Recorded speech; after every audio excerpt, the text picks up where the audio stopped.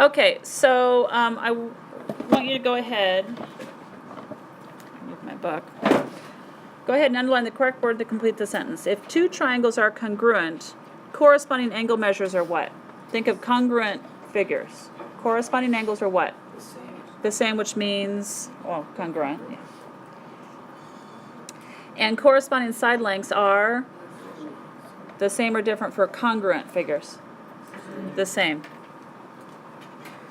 A transformation is a change in form or appearance. So it can change size, okay, and it can change how it's oriented. Which picture does not show a transformation of the soccer ball? What about A? It's been pushed down, right? Like somebody's stepping on it, a big, heavy person. So that's okay. What about B? It's negative. The color's changed, and that doesn't count as a transformation. So that one's out. But isn't that a change in appearance? Huh. Because there's obviously only one wrong. I guess, but you're not, okay. Technically, yeah. Wow. But I can tell you in stop. I can tell you in geometry, you're right. Technically, it's a change in appearance. In geometry, though, it's not color change is not going to be a transformation. You can change its location, you can change its size, you can change its orientation, but changing the color of the figure isn't going to represent a transformation, so I can see why you're saying it's a change in appearance. And although this right here looks identical, doesn't it? What could some of you argue about that one? Dominic, what could you argue about that one? You've argued it before today. 360-degree rotation. It's technically a rotation if you want to be technical. So, all right, so then let's look at, it's hard to tell, right? So the main idea is that a translation describes how a figure in a coordinate plane is slid, you're not allowed to use that word, but they're going to use it for descriptive purposes, from one place to another. So today we're purely working on translations. It sounds very similar to transformations, but we're just working on translations. It's a slide. And so you might want to underline that word. Although you're not allowed to use it, you must use the word translation. So question 3, tell whether the pair of figures shows a translation, right? Yes or no. So what about, obviously the blue figure is the transformed figure. So is this a translation from here to here? Yes. What about the second one from here to here? No. What was that one? Chris? So this is a rotation. I'd like you to write at the top of your notes right here the following, since we're going to be looking at all of them. So let's just look at all the different transformations.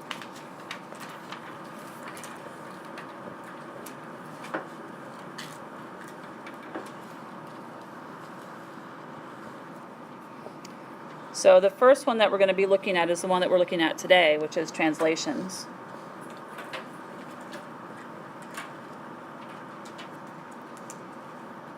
Then we'll be looking at rotations, reflections,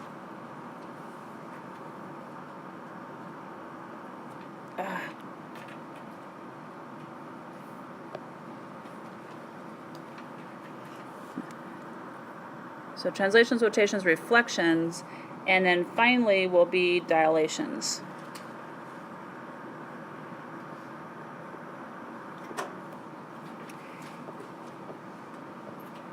And translations for descriptive purposes would be a slide. Rotations would be a turn. Reflections would be a flip. And then dilations would be an expand or a reduction, so reduce. If you've gone to the eye doctor and you've had your eyes dilated, a lot of you would think that that just means we blow it up bigger. But a dilation can also be making something smaller. And so we'll look at all of those in time. All right, so let's look at question 4. In what direction does the translation of figure ABCD, in what direction is it translated? Up, down, right, or left? Well, the way that it depends on what you consider the original figure. True? And let me just tell you from geometry standpoints that this is going to be your original figure, and the reason why I know that is because it's just plain A, B, C, and D. Do you see these little, what do you call them, apostrophes, if you will? In math, we call those primes. So this is A prime, B prime, C prime, and D prime. So this is going to be your book calls it this is going to be your image, which is your results. And then this is the pre-image, which is the original. So the result, the image, is your primed letters, and then the pre-image is what we started with. So if the blue is what we started with, what is the actual direction of figure ABCD? Up, down, right, or left? We went left. And then question 5, how many units has figure ABCD been translated? So just pick one vertex. So let's pick A. How many places to the left did we go? 1, 2, 3, 4. So we went 4 units to the left. Did everything go 4 units to the left? Look at C. 1, 2, 3, 4. Every point went 4 units to the left, didn't they? So 4. So it created a congruent figure, same size, same shape.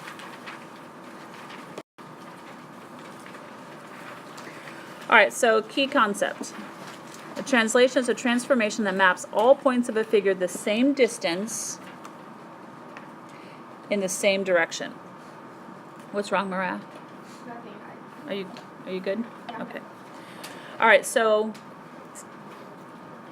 they're just telling you here that you write the triangle ABC as triangle A prime, B prime, C prime. And so you can see we've gone from here to here.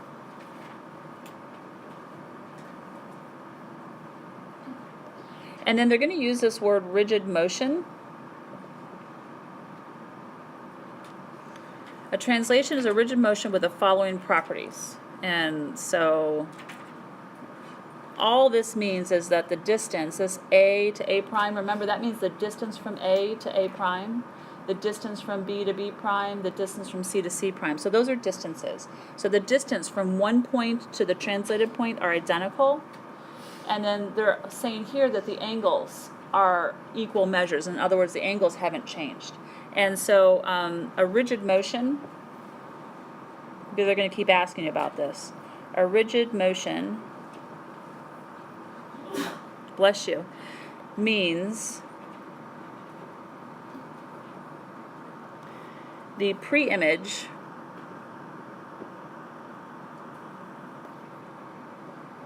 and image are congruent figures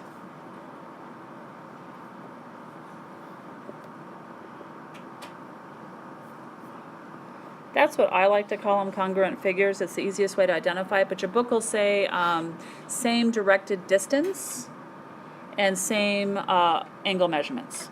That's all they're saying, is that you have two congruent figures. So question 7 says, translations move some or all points in the figure the same distance. Some or all points. All points, right? If they only move some, the size of the figure would be distorted, or the shape. Number 8, translations change or preserve side lengths of the figure. They preserve. They stay the same. Number 9, translations change or preserve angle measures. Preserve. They stay the same. And that's what that rigid motion is. That's your definition of that rigid motion. All right, so let's look at problem 1. You should find your homework quick and easy tonight, I would imagine. Number 10, compare the corresponding sides of the pre-image and the image. Are they equal in length? So look at the transformation for this one. Are these sides equal in length here, here, all of these sides, are they all equal in length? Yep, so we went from here to here, from left to right, didn't we? And so on this first one, yes they are. What about the second one? What about this one? Do they appear to be the same size? Length of sides? They appear to be, don't they? So I would agree on this one as well. Number 11, compare the corresponding angles of the pre-image and the image. Are they equal in measure?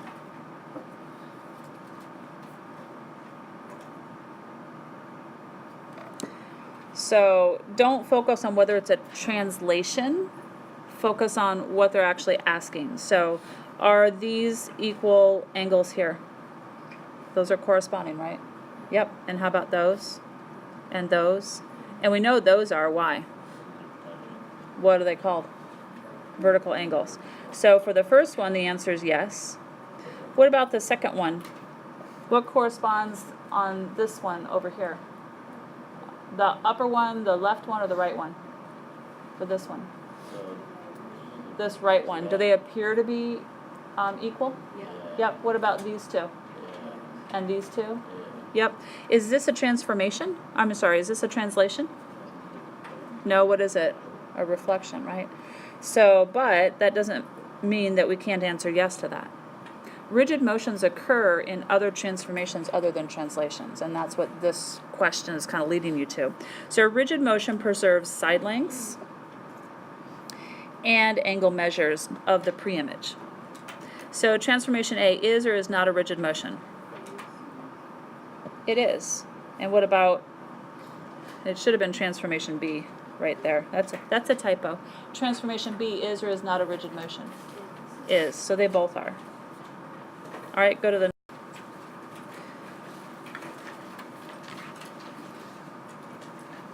So in the diagram, triangle NID was transformed to, and they missed the triangle part of SUP. They should have had a triangle marker in front of that. And they're slipping up. They are slipping up big time. What are the images of angle I and point D? So angle I and point D. So those are both angles, aren't they? What are the pairs of corresponding sides? So this side right here corresponds to what side on the other triangle? Appears to correspond. And you can look at this right here. So look at I and D here. So it should be U and P, right? So it should correspond to this side here. So is that a translation? It's a rotation. Yeah, it's a rotation, isn't it? Use the position of the letters in the transformation statement. That's what we just did. So angle I is in the second position in triangle NID, and the angle in the second position for triangle SUP is angle U. Point D is in the third position in triangle NID, and the point in third position for SUP is P. So name the three pairs of corresponding sides. Well, we already named ID and UP. So you name the other two. So name what corresponds to NI.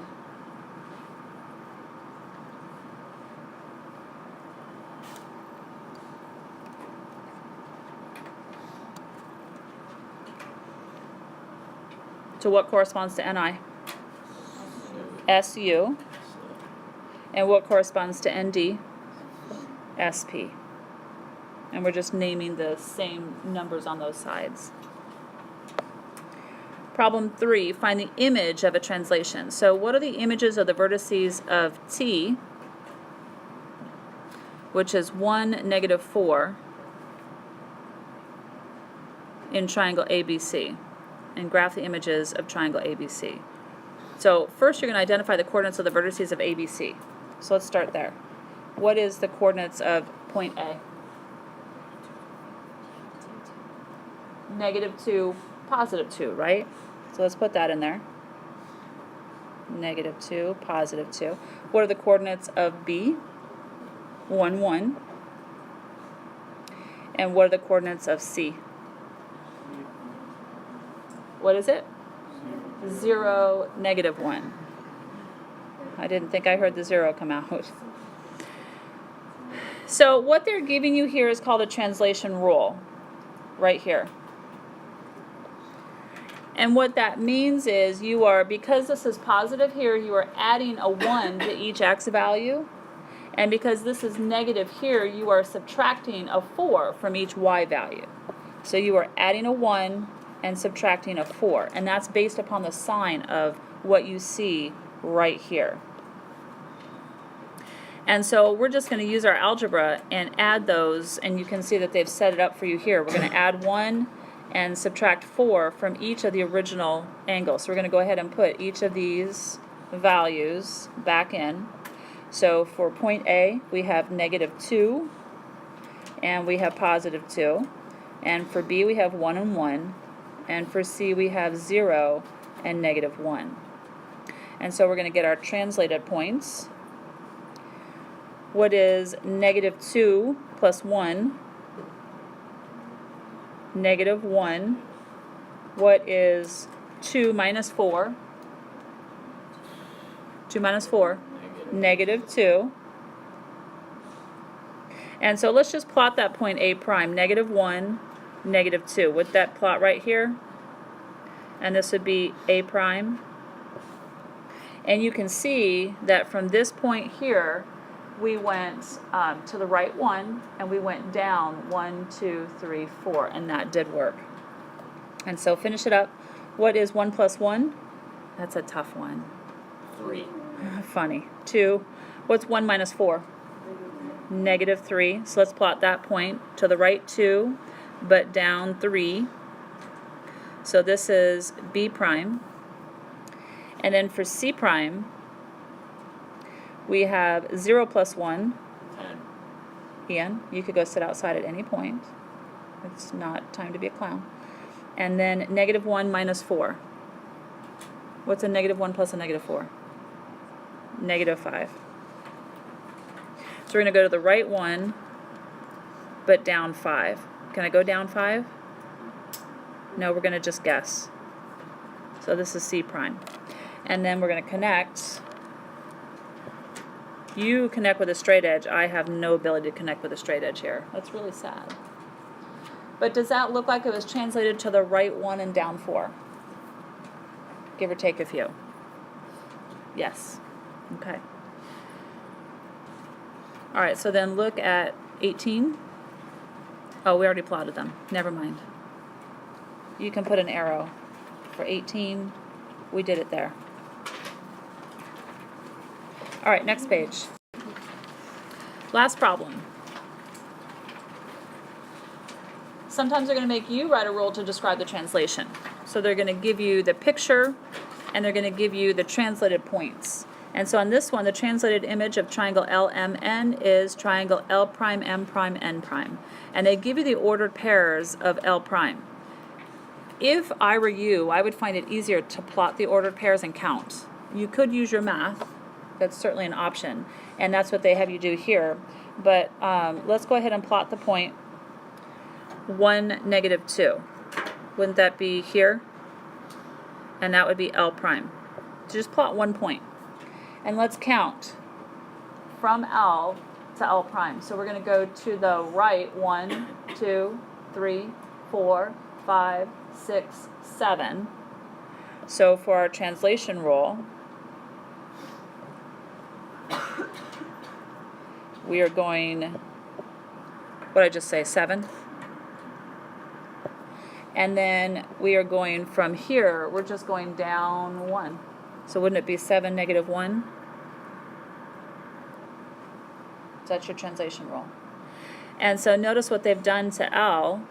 If what is the original point for L? What's this point right here? What's that order pair? -6, -1.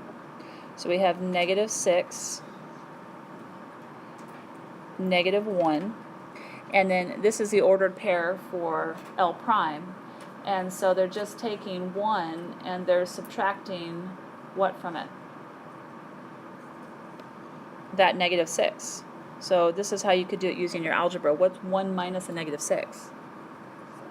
It gives you that +7. And so that's where we're going to add 7 to each of those x values and put a +7 there. And same thing will happen here. We're going to take the -2 here and subtract that -1. So -1. -2 minus a -1, add your opposite, which is really -2 plus a +1, which gives us our -1. So question 21, the translation maps xy to, oops, I'm already there, 7, -1. The translation rule is 7, -1. I guess they probably want x plus 7 here and y minus 1 there. And last part, do the lesson check on your own, and I'll do it up here without your help. So do it on your own.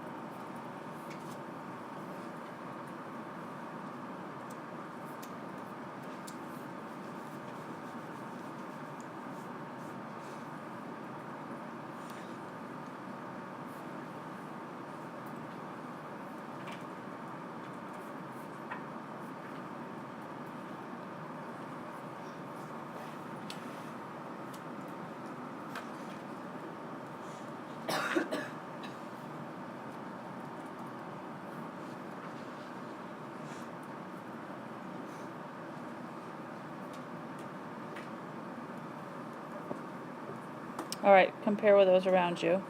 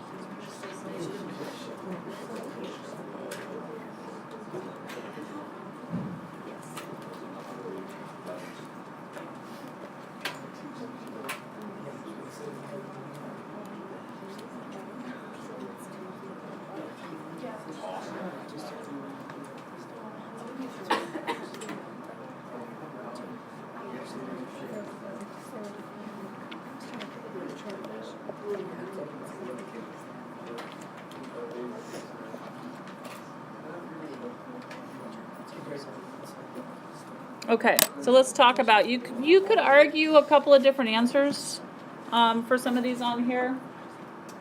So according to, they're a little vague as to where this statement came from, but according to the statement here, the corresponding vertices would be A and P, B and Q, and C and R. Agreed?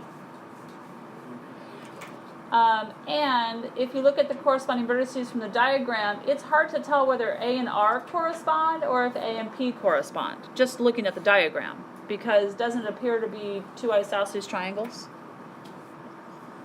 Right? So it's unclear as to what the actual question was that the friend was trying to answer. And so if this was the true statement given, then this is not a translation, is it? What is it? If this is the actual statement that was given in the problem, if A corresponds to P, so if A corresponds to P, this cannot be a translation, can it? It would be a reflection. And so, but this could be what they're looking for here. If you repeated these down below here, I would agree with you on that as well. But the diagram is actually a reflection. And then if it were actually a transformation, my arrow is going crazy. It's very slow. If it were actually a transformation, then, or I'm sorry, a translation, then that's the statement we would have here, R, Q, and P. But it's not. But that's what it would be. All right, so any questions, issues, or concerns? Okay. All right, so then